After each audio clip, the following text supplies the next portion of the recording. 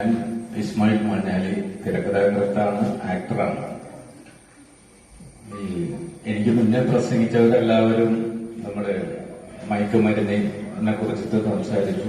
അതിന് ഒരു വിമോചനം വേണം എന്നുള്ള രീതിയിലെല്ലാം സംസാരിച്ചു.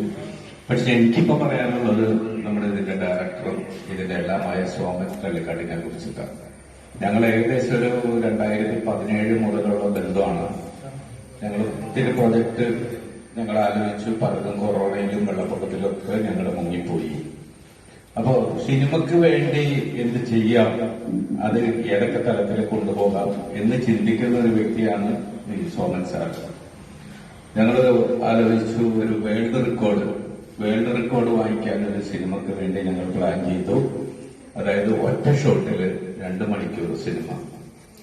അതിന്റെ തിരക്കഥ വരെ ഞാൻ തയ്യാറാക്കി. ഞങ്ങൾ അതിന്റെ ലൊക്കേഷൻ പ്ലാൻ ചെയ്തു, എല്ലാം ചെയ്തു. പുള്ളി ഗിന്നസ് റെക്കോർഡിന് വേണ്ടിയിട്ട് അവർക്ക് നേരിട്ട് കത്തെഴുതി, അവരുടെ റിപ്ലൈ വന്നു.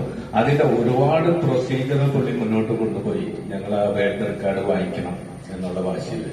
ആ സമയത്താണ് ലോക്ക്ഡൌണും കാര്യങ്ങളും വന്ന് 2 കൊല്ലം മുടങ്ങി. അതോടുകൂടി ഞങ്ങളുടെ ഈ വേൾഡ് റെക്കോർഡ് പ്രൊജക്ട് മുങ്ങിപ്പോയി.